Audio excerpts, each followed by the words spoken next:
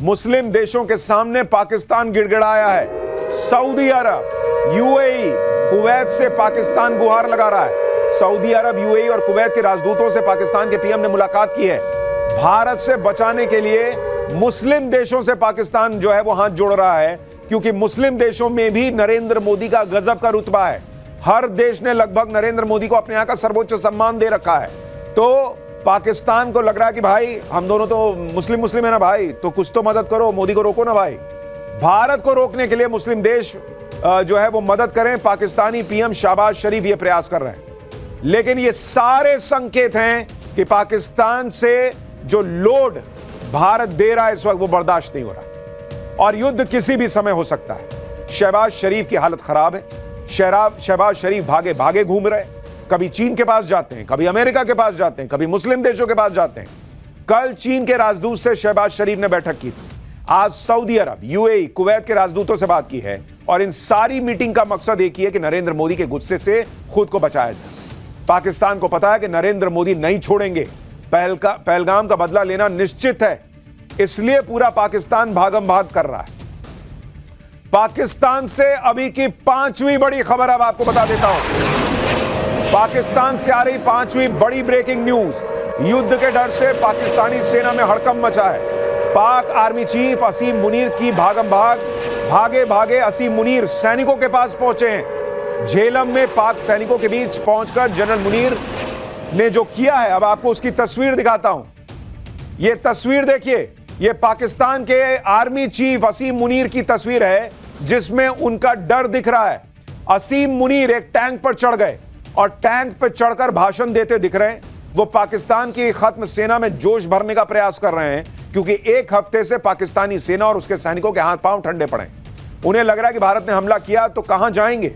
असीम मुनीर भी इसलिए सैनिकों के बीच पहुंच गए क्योंकि असीम मुनीर को अपनी कुर्सी और अपनी जान दोनों बचानी है, इसलिए वहां पर वो पहुंचे। हालांकि कुछ लोगों का कहना है कि ऐसा तो नहीं कि पाकिस्तान प्रोपेगेंडा कर रहा है और भारत को दिखाने के लिए कोई पुराना वीडियो डाल रहा है, लेकिन पाकिस्तान कुछ भी कर सकता है। पाकिस्तान पर एक्शन की एक और बड़ी खबर, ब्रेकिंग न्यूज नंबर 6। पाकिस्तानी सेना का यूट्यूब चैनल भारत में बैन हो गया है। यानी नरेंद्र मोदी सरकार लगातार बैक टू बैक एक्शन ले रही है। पाकिस्तान के पीएम का यूट्यूब चैनल भारत में बैन कर दिया है। मतलब इससे बड़ी बेइज्जती क्या होगी कि भारत ने कहा कि होगा तुम्हारा पीएम, हटाओ इसको, ले जाओ, इसका यूट्यूब चैनल यहां नहीं चलेगा। पाकिस्तानी क्रिकेटर्स का इंस्टा अकाउंट भारत में ब्लॉक हो गया है। बाबर आजम, शाहीन अफरीदी और रिजवान का इंस्टा अकाउंट बैन हो गया है। पाक सिंगर आतिफ असलम का इंस्टा अकाउंट ब्लॉक कर दिया गया है। इससे पहले हानिया आमिर और माहिरा का अकाउंट भी बैन हो गया था। यानी नरेंद्र मोदी सरकार क्लियर मूड में है कि hello, if you are a Pakistani, अपने देश में रहो, मेरे यहां मत आओ ना। मेरे देश के लोगों को बताओ तुम क्या कर रहे हो, कैसे कर रहे हो, अपने फॉलोअर यहां मत बढ़ाओ, उधर रहो। वहां आतंकियों को बोलो कि तुमको फॉलो करें, तुम्हारा रील देखें बैठ के, हमारे यहां मत दिखाओ, जाओ निकलो यहां से। तो जबरदस्त एक्शन हो रहा है। और आप सोचिए कितनी बड़ी बात, पाकिस्तान के पीएम का यूट्यूब चैनल बैन कर दिया भारत में, भारत सरकार ने। भारत कोई एक्शन छोड़ नहीं रहा पाकिस्तान पर लेने में। पाकिस्तान के जो सिंगर एक्टर भारत से कमाई कर रहे हैं, उन्हें भारत से एक पैसा नहीं मिलेगा, यह भी क्लियर कर दिया गया है। ये वो सारे लोग हैं जिनके पाकिस्तान से ज्यादा फॉलोअर भारत में, अपना इंस्टा अकाउंट, अपने यूट्यूब चैनल से इतनी कमाई कर रहे थे जितने पैसे ये पाकिस्तान में नहीं कमा पाते। फिर चाहे वो पाकिस्तानी हानिया आमिर हो, जिसने इंस्टा पर भारत में खूब फैंस बनाए, या फिर माहिरा खान हो, या फिर आतिफ असलम, या फिर पाकिस्तान के क्रिकेटर हो। आतंकी देश के लोग भी अब भारत को कतई बर्दाश्त नहीं है। यह क्लियर कट मैसेज है। पाकिस्तान से एक और बड़ी खबर, आप देखिए जिस तरह से खबरें आ रही हैं वो बता रही हैं कि कितनी हलचल बढ़ी हुई है। पाकिस्तान ने कबूल किया है कि आतंकियों को वो समर्थन देता है। स्काई न्यूज से बातचीत में बिलावल भुट्टो ने कबूल कर लिया है। आतंकी संगठनों को पाकिस्तान ने सपोर्ट किया, यह बिलावल भुट्टो ने कबूल किया है। इससे पहले पाकिस्तान के रक्षा मंत्री ख्वाजा आसिफ कह चुके हैं कि पाकिस्तान आतंकियों को पालता है। वो अमेरिका और ब्रिटेन जैसे देशों के लिए एक गंदा काम काफी सालों से कर रहा है, ये वहां के रक्षा मंत्री ने माना था। अब बिलावल भुट्टो ने भी दुनिया के सामने मान लिया है कि पाकिस्तान का अतीत रहा है आतंकियों को पालने का।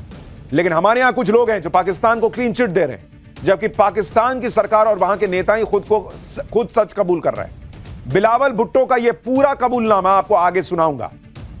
लेकिन आज अगर पाकिस्तान अपने आतंकी सच को कबूल कर रहा है तो इसकी सिर्फ एक ही वजह है कि उसे भारत के बड़े एक्शन का डर है। कल ही हमने आपको बताया था कि पाकिस्तान को सबसे बड़ा डर है कि उसे इस बार समंदर के रास्ते भारत ठोकेगा, क्योंकि सबका ध्यान बॉर्डर पर बमबारी और रफेल की उड़ान पर है। लेकिन असली लड़ाई इस वक्त समंदर में हो रही है। समंदर में भारत और पाकिस्तान बिल्कुल आमने सामने हैं। भारतीय नौसेना गुजरात तट के पास युद्धाभ्यास कर रही है, उधर पाकिस्तान की सेना भी समंदर में युद्धाभ्यास कर रही है। आपको दिखाता हूं कि समंदर में भारत और पाकिस्तान की सेना कैसे आमने सामने आकर खड़े हो गए। जरा वो मैप डालिए स्क्रीन पर, बड़ी स्क्रीन पर, जो आपको बताएगा कि इस वक्त जो लोग सोच रहे हैं कि एक्शन होगा या नहीं होगा, बॉस, एक्शन को लेकर तस्वीर बिल्कुल बन चुकी है। जो टारगेट है वो लॉक हो चुका है। आप तस्वीर देखिए, जरा इसको क्लोज शॉट दिखाइए इसको। ये अरब सागर की तस्वीर आपको दिखा रहा हूं। ये जो आप हरे हिस्से देख रहे हैं, ये दरअसल भारत के जो नौसेना है वो युद्धाभ्यास कर रही है और 30 अप्रैल से 30 मई तक का युद्धाभ्यास है। ये जो आप ये हिस्सा देख रहे हैं स्क्वायर, यहां पर पाकिस्तान की नौसेना 30 अप्रैल से 2 मई युद्धाभ्यास करने वाली है। लेकिन अगर आप इन दोनों के बीच की दूरी को देखेंगे, यहां पाकिस्तान की नौसेना और यहां भारतीय नौसेना, और इन दोनों के बीच जो दूरी है मात्र 85 नॉटिकल माइल्स की। आप देखिए, यानी कि बहुत कम जो है दूरी दोनों के बीच में वो नजर आ रही है। और ये 85 नॉटिकल माइल का मतलब है 157 किलोमीटर, 150 किलोमीटर। भाई, इतनी की दूरी पर भारत की नौसेना और पाकिस्तान की नौसेना आमने सामने खड़े हैं। ध्यान देने वाली बात यह है कि दोनों नौसेनाएं एक ही वक्त में अपने अपने इलाके में युद्धाभ्यास कर रही हैं। अब आप जरा तारीखों को गौर कीजिए। भारत 30 अप्रैल से 3 मई के बीच युद्धाभ्यास कर रहा है और पाकिस्तान 30 अप्रैल से 2 मई के बीच। जब भी ऐसे युद्धाभ्यास होते हैं तो ग्रीन नोटिफिकेशन जारी होता है, जिससे हर किसी को यह मैसेज मिल जाए कि नौसेना युद्धाभ्यास कर रही है, ताकि कोई इसे जंग या हमला ना समझ ले। तनाव के बीच यह युद्धाभ्यास एक तरह का मनोवैज्ञानिक युद्ध है, जिसमें दुश्मन के सामने रहकर बिना हमला किए दुश्मन को अपनी ताकत दिखाई जाती है। पाकिस्तान ने पहले 26 और 27 अप्रैल को समुद्र में युद्धाभ्यास का नोटिफिकेशन दिया था, लेकिन जब उसे दिखा कि भारत 30 अप्रैल को युद्धाभ्यास करेगा तो उसने भी अपने युद्धाभ्यास की तारीख को आगे बढ़ा दिया। समंदर में भारतीय नौसेना ने कुछ दिन पहले ही पाकिस्तान को अपनी ताकत दिखाई थी। भारतीय नौसेना ने अरब सागर में कई एंटीशिप मिसाइल्स का सफलतापूर्वक परीक्षण किया है और इस टेस्टिंग का वीडियो भी भारतीय नौसेना ने जारी किया था, जिसमें युद्धपोत से मिसाइल दागी जाती हुई दिख रही है। यह सीधे सीधे पाकिस्तान को दिखाया गया है कि जो हमारी ताकत है, हम तुमको समुद्र के रास्ते से भी ठोक देंगे भाई। भारतीय नौसेना ने आईएनएस सूरत से मिड रेंज सतह से हवा में मार करने वाली मिसाइल का टेस्ट किया था। युद्ध से पहले ही पाकिस्तान में युद्ध का डर भर गया है। भारतीय नौसेना के वीडियो और तस्वीरें देखकर पाकिस्तान का गला सूख रहा है। भारतीय सेना अपने युद्धपोत को समंदर में उतार चुकी है और उसकी तस्वीर डालते हुए उन्होंने लिखा, no mission too distant, no sea too vast, यानी कोई भी लक्ष्य बहुत दूर नहीं है हमारे लिए। यह भारतीय नौसेना ने तस्वीर डालकर पाकिस्तान को बताया है। भारत की तैयारी और ताकत देखकर पाकिस्तान खौफ में। पाकिस्तान के नेवी चीफ अपने जवानों को इस डर से बाहर निकालने के लिए डायलॉगबाजी कर रहे हैं। इस वीडियो में पाकिस्तान के navy chief admiral Naveed Ashraf अपने जवानों से कह रहे हैं कि अपनी ताकत का इस्तेमाल करने का वक्त आ गया है।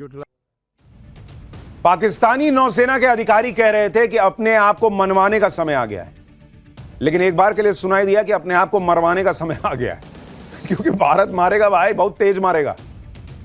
और जो पाकिस्तानी नौसेना है ना, उनके पास कोई युद्धपोत है जिससे कि आप जो है एयरक्राफ्ट उड़ा लीजिए, ना उनके पास न्यूक्लियर सबमरीन है, कुछ नहीं है भाई, ढेले भर की ताकत नहीं है समुद्र में। तो मनवाने का नहीं, ये अपने आप को मरवाने का समय है आपके लिए। लौट जाइए तो ज्यादा अच्छा है। पाकिस्तानी सेना जिस खौफ में इस वक्त है उससे जुड़ी एक बड़ी खबर आ रही है, वो आपको बता दूं।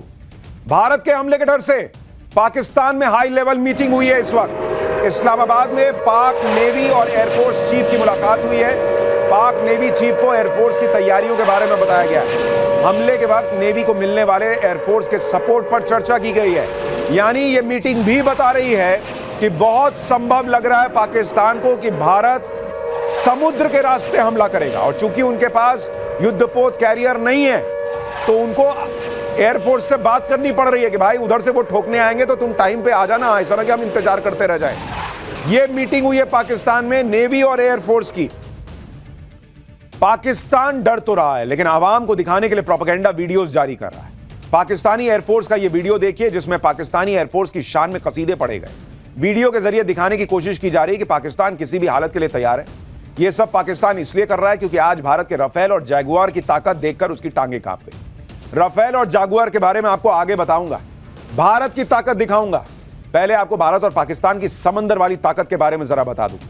समंदर में भारत और पाकिस्तान की ताकत की तुलना कीजिएगा तो पाकिस्तान समंदर के पानी में उसको डूब के मर जाना चाहिए ऐसी स्थिति में, क्योंकि ताकत के मामले में इंडियन नेवी दुनिया में 6ठे नंबर पर है और पाकिस्तान की नेवी 27वें नंबर पर है। बॉस, हम 6th रैंक्ड हैं, तुम 27वें हो, कोई मुकाबला नहीं है हमारा आपका। इंडियन नेवी की फ्लीट स्ट्रेंथ 293 की है, पाकिस्तान की फ्लीट स्ट्रेंथ मात्र 121।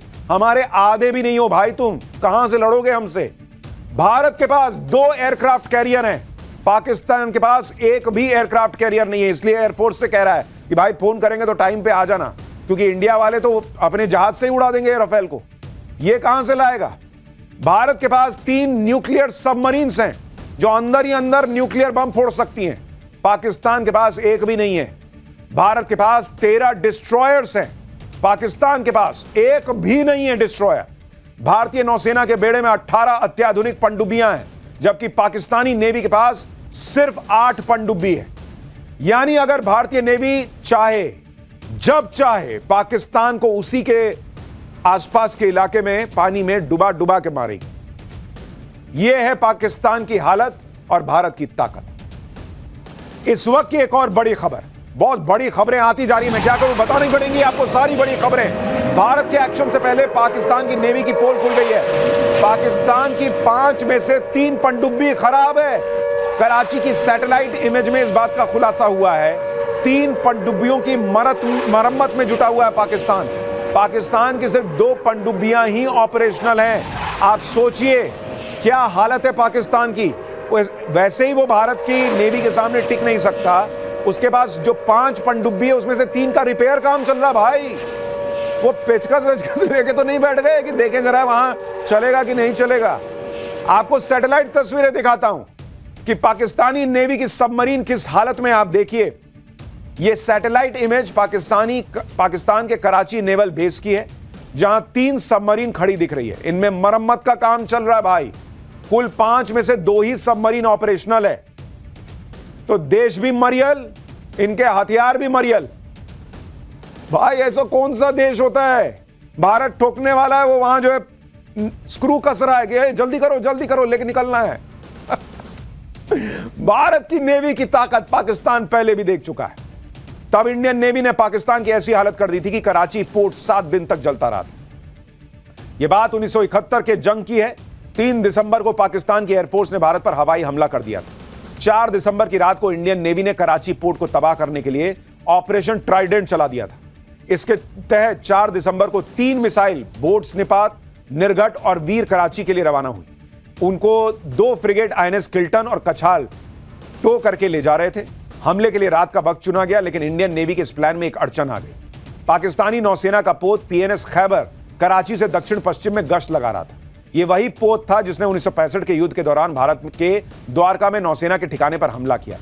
लेकिन इस बार बदला लेने की बारी इंडियन नेवी की थी। INS निपात ने मिसाइल से हमला करके पाकिस्तानी नेवी के युद्धपोत को डुबा दिया।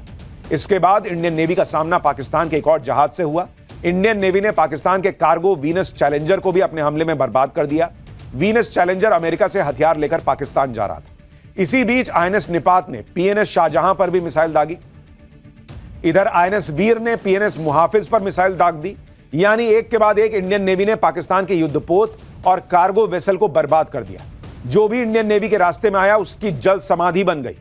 अब बारी थी कराची पोर्ट की, जहां नेवी का हेडक्वार्टर था और दूसरी तेल का भंडार। INS निपाट के मिसाइल अटैक से केमारी ऑयल टर्मिनल पर हमला हुआ। दावा है कि पाकिस्तान के ऑयल रिजर्व का 50% इसी टर्मिनल पर था। तेल भंडार में आग लगी और कराची पोर्ट 7 दिन तक धुआं होता रहा। इस पूरे ऑपरेशन में भारत का कोई नुकसान नहीं हुआ था, जबकि पाकिस्तान के कई जवान, उसके युद्धपोत तबाह हो गए थे।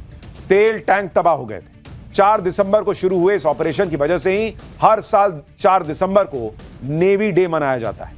पाकिस्तान 1971 की मार भूला नहीं होगा।